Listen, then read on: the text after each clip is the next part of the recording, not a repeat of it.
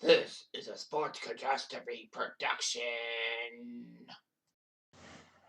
Hey there, Heather, ho there, it's Jeff Cutter Diamond welcoming you to another Sports Catastrophe birthday boy. And the birthday boy for today, March the 10th, is a Cleveland Cavaliers icon.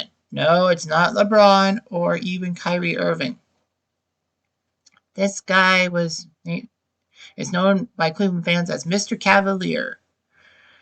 And being part of Cleveland's basketball legacy in the 70s when they were an expansion team in 1970, but the team got off the ground quite well because of this guy. He played for the University of Notre Dame as well, and he was a good player. His name, Austin Carr, who's now 76 years old. Austin Carr was born and raised in Washington, D.C.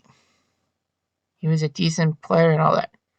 He was named a Parade Magazine All-American in 1967. At 6'4" and 200 pounds, he was prominent. He went to the University of Notre Dame, which had a decent basketball program. He was highly recruited. Carr would lift off to his lift building by ending his 3-year career at Notre Dame with over 2,500 points. Now, the reason why it wasn't more was because when he was a freshman, freshmen were not allowed to play on the varsity squads by NCAA rules. But anyway, his 3-year career, he did pretty well. An average of 34.5 a game, which is great. He was 5th all-time in college basketball history at the time of his departure for the NBA. And then he put up 1,000 points plus in his final 2 seasons, becoming the second college player ever at the time, joining Pete Maravich in that select group. Carr actually still holds 3 NCAA March Madness records. Points in one game, 61 against the University of Ohio in 1970. Most field goals in one game in said game were 25, and most field goals attempted was that game, 44. He actually has 3 of the top 5 scoring performances in tournament history, which is amazing and all that. A lot of people called him one of the greatest college basketball players of all time and all that. Carr was listed as the 20th greatest college player of all time by clutch points in 2020, which wasn't that bad. Cleveland had the first pick in the 1971 NBA draft. They were crappy. And so they got the first pick and decided, hey, Austin Carr looks good. Let's take this guy. So they did. He was drafted in the ABA by Virginia, but he chose wisely to stay with Cleveland. Unfortunately, a series of injuries would limit his output. In the preseason, he broke his foot and missed the first month. And then a month later, he suffered another foot injury, missing 7 weeks. He was named to the All-Rookie team. Obviously, didn't play enough games to be the Rookie of the Year. Following his first season, he had surgery to clear up any lingering foot problems. And it worked! Carr would have a solid partner in the backcourt as Lenny Wilkins would come into the Cavs organization, and it helped Cleveland really improve. In the 73-74 season, his best statistical season came when he put up 21.9 points per game and a good free throw percentage of 85. He was named to the All-Star game in 1974, the only time that happened, unfortunately. 2 months into the 75 season, he suffered a knee injury that put him out of the lineup indefinitely. Cleveland almost made the playoffs, but missed by a game. And some say if Carr was healthy, Cleveland would have definitely broken the playoff cherry. Regardless, in 1976, Carr helped the Cavs to their first winning season, Central Division title even. He had a division title and playoff appearance. This was the first of 3 straight playoff appearances for the Cavs. Carr was successful. In the Eastern Conference semifinals against Washington, it was a back-and-forth series. And Cleveland won by a score of 87-85. As Dick Snyder hit a go-ahead shot with 4 seconds left. So Cleveland will move on to the Eastern Conference Finals, taking on Boston. Sadly for the Cavs and their fans, they lost in 6 games to the eventual champion Celtics.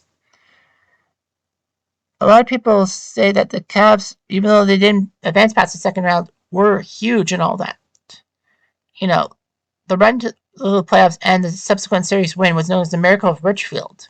You know, Richfield Coliseum is where the Cavs played. It was in the middle of nowhere, in a sense. Carr would average only 11.8 points per game during the playoffs. Carr would play in all 82 games of the 77 season, and it looked pretty good. He put up 16 points per game. Much better, significant increase.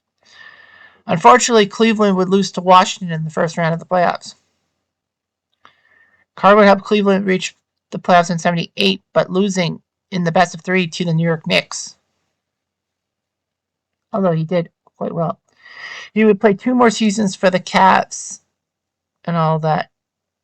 He actually won the J. Walter Kennedy Citizenship Award for community outstanding achievements in the NBA in 1980.